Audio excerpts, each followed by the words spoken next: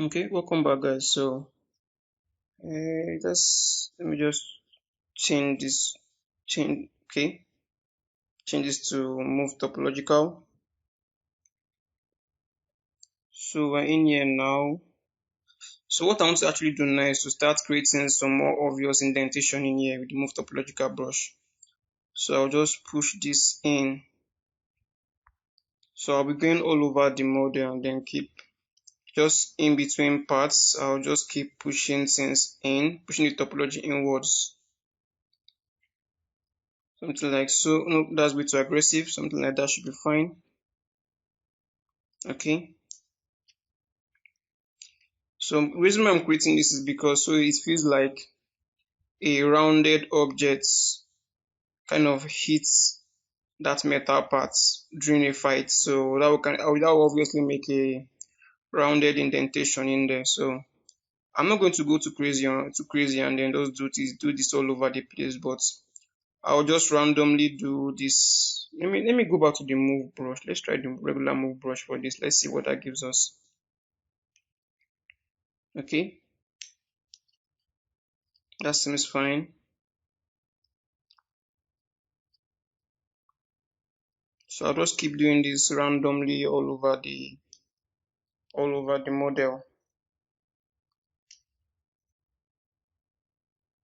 Okay. So you can do this in your own discretion. It's all completely up to you to kind of know how you want to do this. But one key note is that you don't want to do this all over the place because that will just make the design look too busy. So you obviously want to avoid that. You obviously want to avoid making your design feel too busy.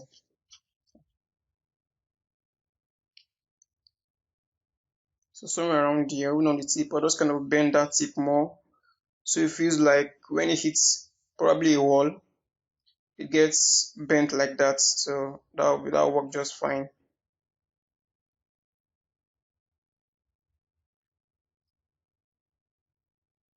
So the idea behind any design is to think about realistic, kind of implement realistic approach to the model, so it feels more believable. You don't just want to just create something from your head without it having realistic, not implications. Implications is the wrong word to use. Realistic applications, that's the right word to use.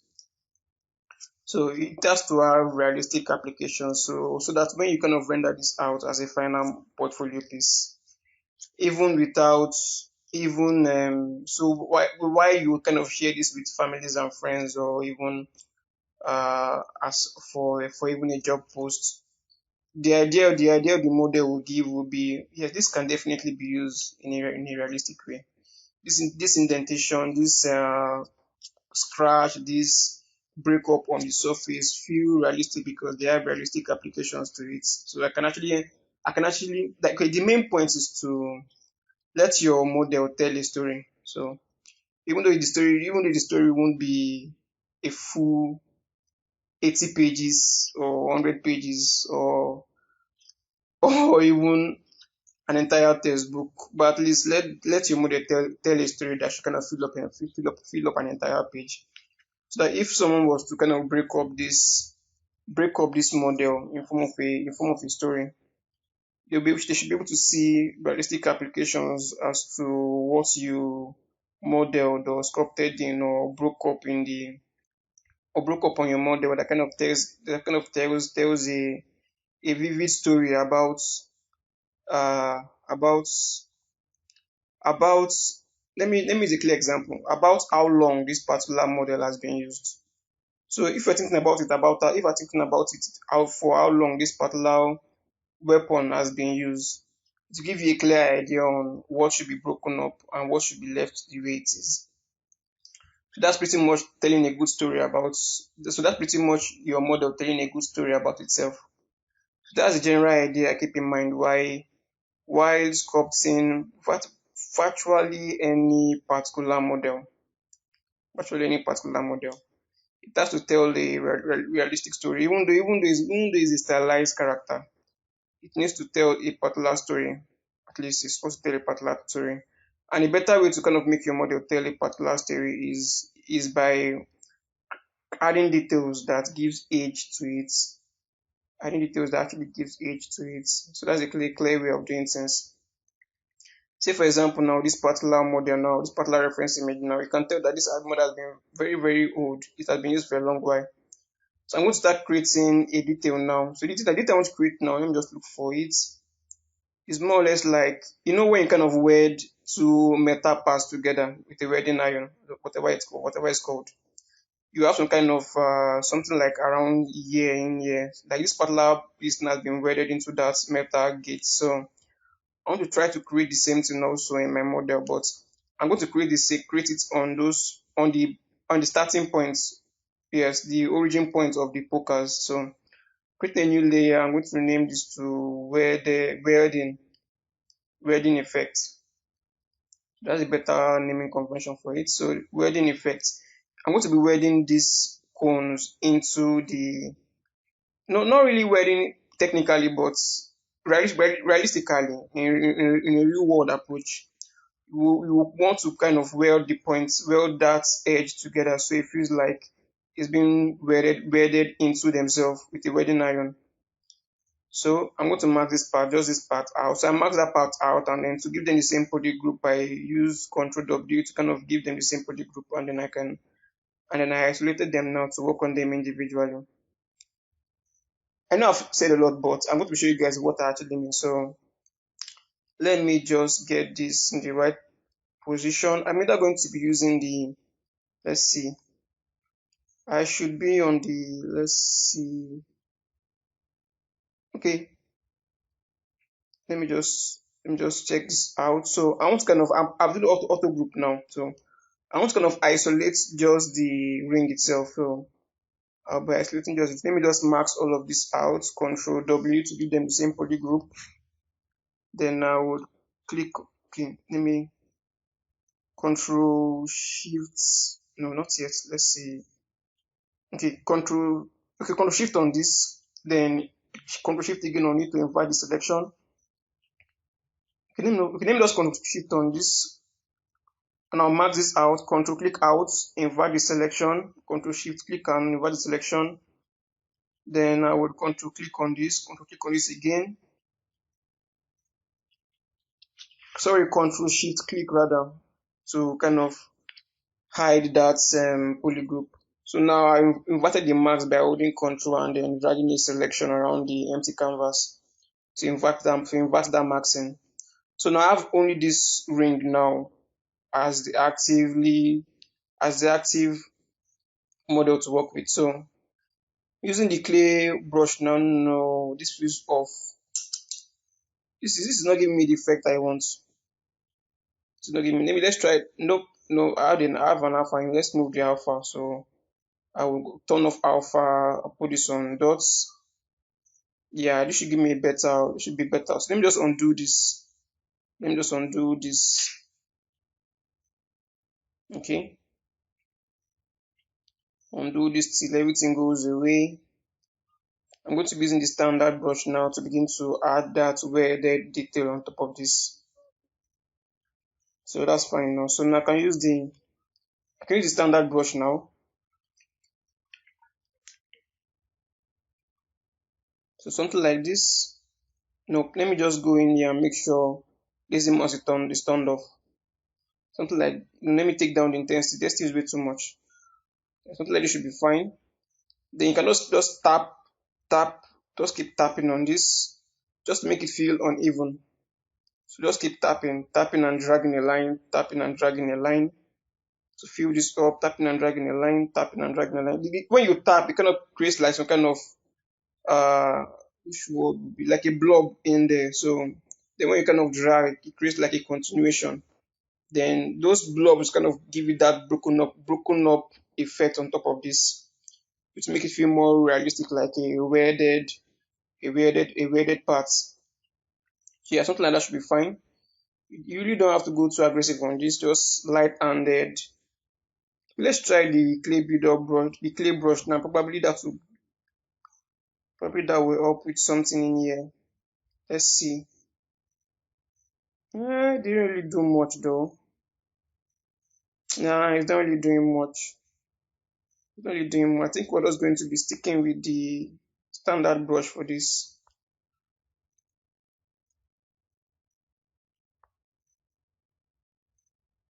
I think I'll be sticking with the standard brush for this.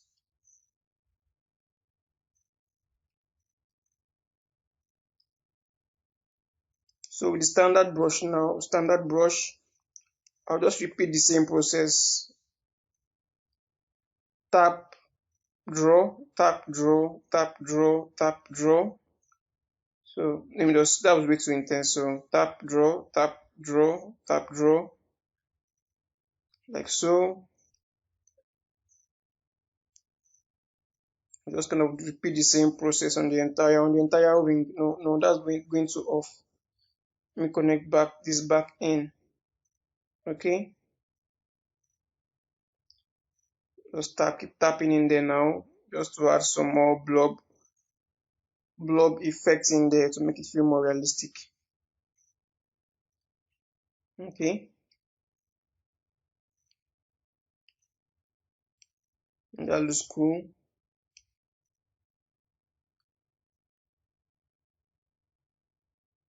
Yes, I think I can actually work this will be fine.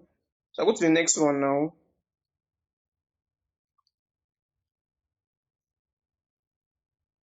Okay,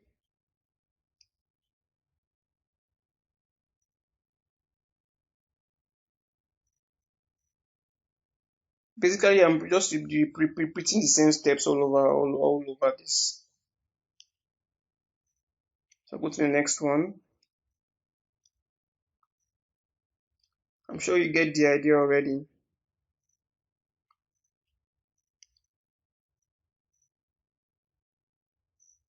Okay,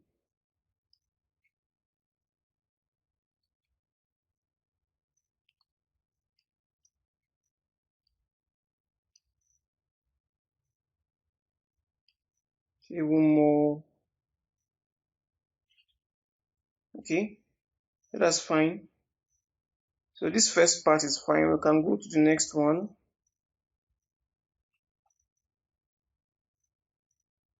And that looks fine. So I'm basically going to be repeating the same process for the other ones also. So I've gone around and repeated the same process for the others.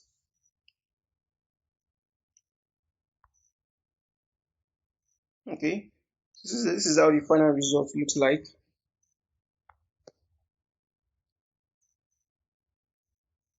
So just doing a quick render for this with Shift R, just to visualize how that looks like.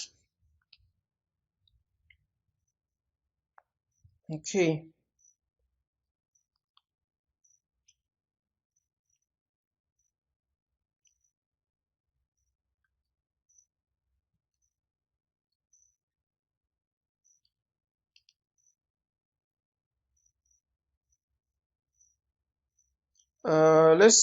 Let's use now the noise effect on this. So I've already created a separate layer for this. So I'm going to be using the noise to kind of break up the surface even more. So let's kind of get this a closer view on this.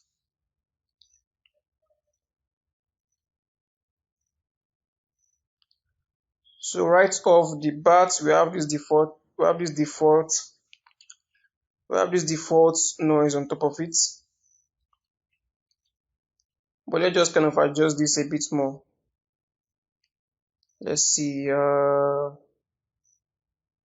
of like how this is going though. Let me just change this up, this graph, just put this graph down a bit more, just to tighten up those detailing in there. Something like around like so. Let's see what that gives us. This is cool. We can actually work with this.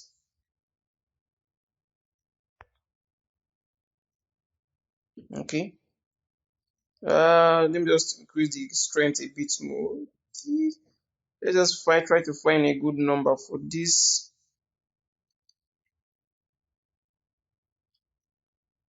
Okay. Let me change this up. Let me see. Nah, let me just drag it out and remove that.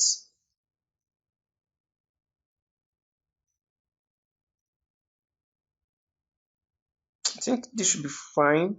Let's see this. Let's change the scaling a bit more.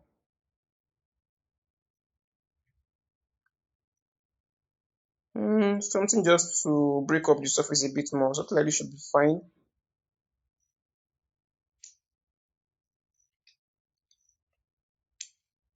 Okay.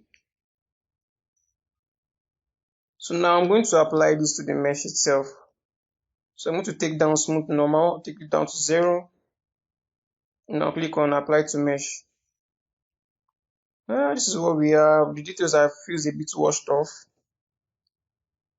The details feels a bit washed off. I might just have to undo that. Then I'll go and edit that. I'm going to edit it and then make it feel more make it more intense.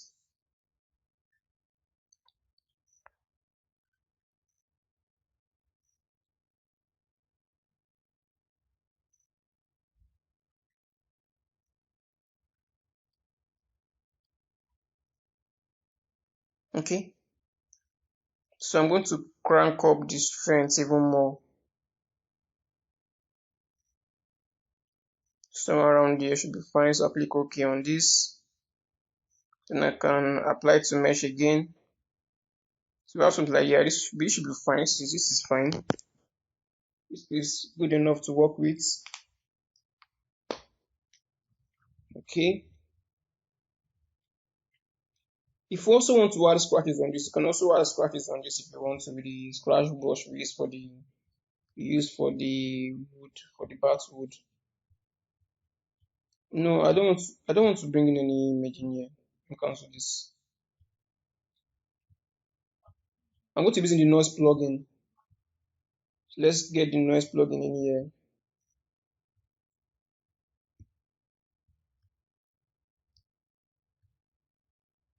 Okay, so I'm going to look for dents. You can actually experiment with whichever one you prefer in here if you want to. But I'm looking for dents. Yeah, there it is. Click on it. Click OK. I'm not really seeing it that much. Let's kind of change. Let's change the settings a bit more. Now we have something in here now. Now that's way too intense though. So let's adjust this. There's like a lot of things you can do with this. Like you can literally do as many detailing as you want in here with the noise maker, or surface noise rather. Either way, you understand what I mean. All you have to do is kind of manipulate the shape until you get something you need. But first of all, let me hide this initial. Let me rename this first to something that fits what we did in there. So noise base. Okay. And I'm going to create a new layer. New layer, I'm going to name that new layer dense. Because I want to use a separate noise for this, so name it dense. Then I will turn off the eyeball to kind of hide that noise base detailing we had in there. Probably won't take down the intensity of it from the layers there. So it doesn't feel too aggressive on top of that. Then I'm going to turn on the to start recording. Just record this the process now. So let me see. Let me just go back in here. Noise, edit, noise plug.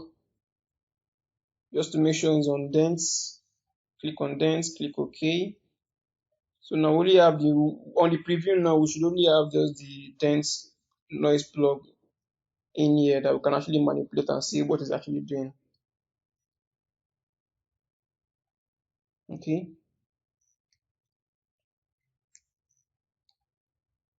So let's kind of change this up.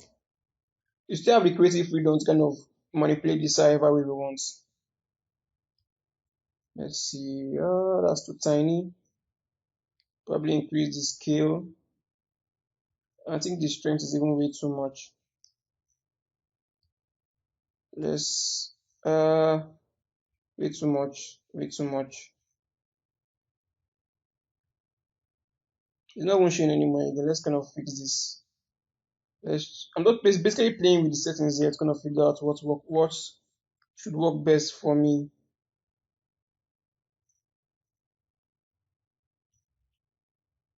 Okay, and I can adjust the scale now. Okay, we're getting there. Almost getting there. Now that effect actually looks good for stone or rock. That should look really good on a rocky surface. But let me just take down the strength. I don't want the strength to be that aggressive. Somewhere around here should be fine. That feels way too much though, but let's just take this down. Ish. That's way too much.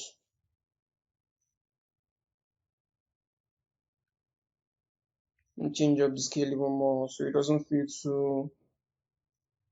too busy. Okay, this seems like a good value to use. Okay, let me check this. This seems fine. I think we can carry on with this. Okay, so click OK on this. Now let me just apply this to this mesh. So I'm going to be applying this to this mesh.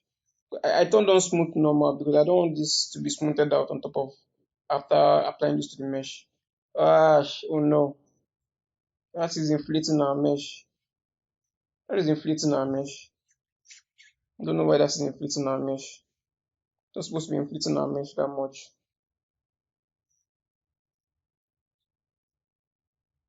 Let me take down the strength so it shouldn't be too aggressive. Okay, somewhere around there should be fine. Click OK and I'll apply to mesh again. Apply to mesh.